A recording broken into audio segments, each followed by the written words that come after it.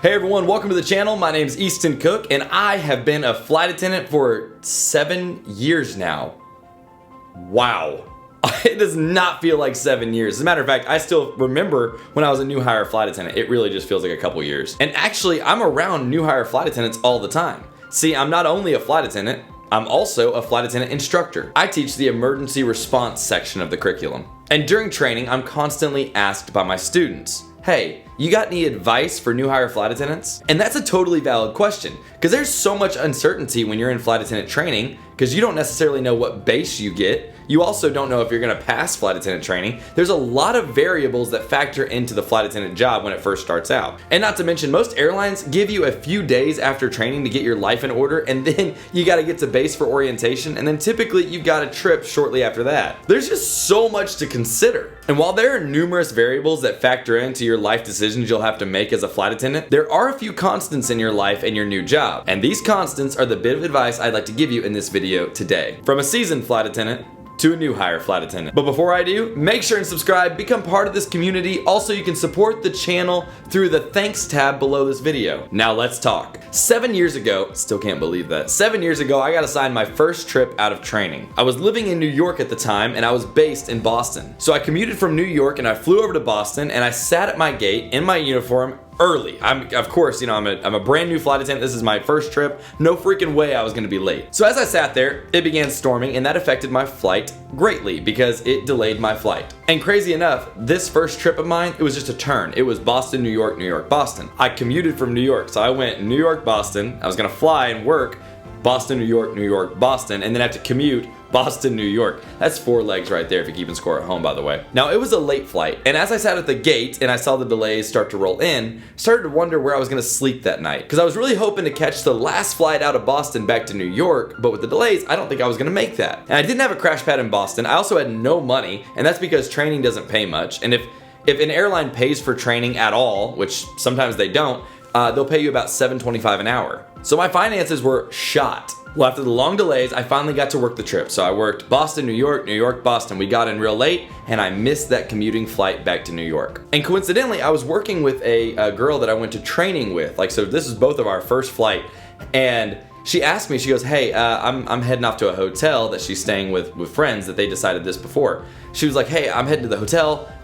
Do you have a place, right? Well, I totally lied and I was like, yes, yeah, I got a place. It's all good. I'll see you later. Because I didn't want her to worry about me since she had already had lodging taken care of. I just didn't want to put more on her plate. So here we go. I sat in the airport as it started to empty out. It's late. There was only a few flights left, so the airport was barely open. I sat at the gate alone. I had nowhere to go. I was in my uniform, luggage at my side, frantically typing through my laptop, and overall I was feeling hopeless. I was clicking through every hotel website, I was checking credit card balances, I was seriously going through every single avenue I possibly could just to find just somewhere to rest my head. And as I was frantically typing away, I kid you not, all of a sudden, I felt a hand on my shoulder. And this is a totally true story. It's gonna sound crazy, but it's true. I looked up and it was a senior flight attendant at my airline. She was wearing her uniform and again, I was wearing mine. She legit says to me, are you looking for a place to stay? And honestly, I shamefully replied, I was like, yeah, in a hushed tone. I was like, I don't know what else to do. So, yeah, I am. I kid you not. The next words out of her mouth were, all right, come on, you're staying with me tonight. Looking back, it's wild because I didn't even question it. I packed up my stuff and I simply followed her to her car. She took me home and she kept me for a few days because I had to turn the next day too. So I had to obviously still be in Boston and she just allowed me to stay there. And on that day, day 1, I learned that flight attendants look out for each other. It's kind of wild and it's really hard to explain, but there's this like unspoken mutual respect and care that flight attendants have for one another. So with that same spirit, let me look out for you. Allow me to give you some advice and tell you what not to do as a new hire flight attendant. Number 1, and this advice goes for every flight attendant, no matter new hire or not, but do not sleep on the jump seat. And I mean, it's super tempting. Flying is another type of exhaustion. You will be exhausted. And it's wild because you think you can handle it, and then you sit on the jump seat for that 5 a.m. flight. Do not sleep. And I don't care if turbulence used to scare you as a passenger, you're in the big leagues now. Now, turbulence is out to get you. Turbulence will rock you to sleep. Turbulence will sing you a lullaby, tuck you in, and give you a warm glass of milk, whatever it can to try and tempt you to sleep on that jump seat. You gotta resist the urge to close those eyes. And now let me tell you, those eyes on the jump seat, for some reason, my flight attendant viewers will get this, they get heavy. So do yourself a favor, make sure you sleep as much as you can when you can. Look, you want to go out the night before your flight, have at it, have a ball. But when you got an 8 a.m. flight the next morning, when you get tired or when you realize, I'm dipping below that 8 hours of rest thing, get some sleep. I swear, you think you're wide awake in the morning, and I've been there, and you sit in the jump seat, you strap in, and you're just waiting to take off, It's dark outside, it's a little dark in the cabin, and those eyes begin to flutter. And no joke, when I'm a passenger, I usually stay awake. I'm usually wide awake on planes for some reason. I'm like on my computer, or I'm just watching a show, listening to a podcast, but I'm not usually tired on a flight. But when I sit in the jump seat, the most uncomfortable seat on the plane, all of a sudden I'm cozy and I want to take a little nappy nap. But don't, you've got to fight it. And the reason I'm pushing this so hard is because all it takes is a picture of you asleep on the jump seat, sent to your airline, your employer, your manager, and no joke, that could be your job. So do not sleep on the jump seat. Number 2, if you can, and this is my personal advice, avoid commuting. Now, if you absolutely cannot, and I get it, right? Your family, your life is in Fort Lauderdale, you're based in Chicago, commuting is just the only option you have. Okay, if commuting is the only option and there is just no other way, then keep the max amount of legs to 1, if at all possible. See, commuting is a second unpaid job. I mentioned earlier that I had to commute in from New York to Boston and then work Boston, New York, New York, Boston, and then hopefully commute back to New York.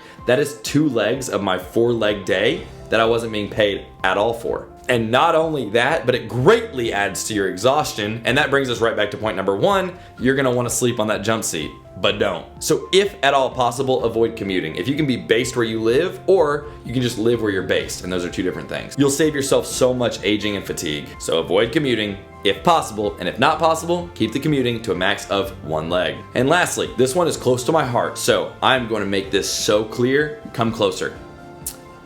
Do not be afraid of calling out sick. I am so tired of the fear that airlines put into their new hire flight attendants using words like accountability, reliability, or performance whenever they call out sick, or before they ever call out sick, so they never actually call out sick. If you are sick, do not fly. Even a common cold could lead to your eardrums bursting due to the pressure in the sky. And for my flight attendants watching this, you know what I'm talking about. I went through the same thing. I did it when I first started. I was so afraid to call out that even when I was feeling ill, I was like, nah, I gotta go to work. I'm gonna get in so much trouble if I call out. I flew with a cold one time and I felt like my head was gonna pop. And I mean like on the boys pop. It was awful, and I was doing everything I could in order to survive the whole flight. I even did that thing where I turned my head to the side and I took a hot cup of water and I put it over my ear to somehow relieve the pressure. If you don't know what I'm talking about, talk to a flight attendant. So let me say this as clearly as possible.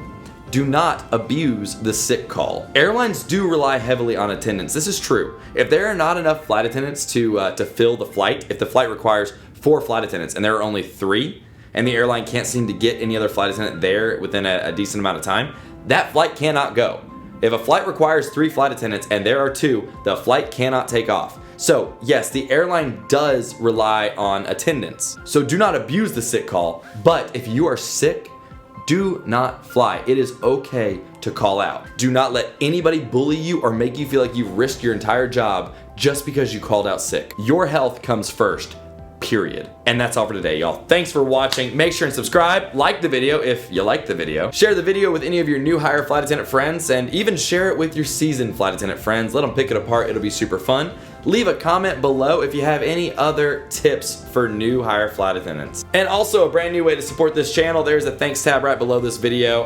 Any support is greatly appreciated. It is difficult to script, film, and edit these videos while I have a full-time job. So any support helps me make more videos more often, and I really do appreciate it. And remember, don't sleep on the jump seat. Avoid commuting if possible, and if not possible, hey, I get it. Just try and keep commuting down to a max of 1 leg. And do not be afraid to call out sick. I hope this video helps. I'll talk to y'all next time. God be with you.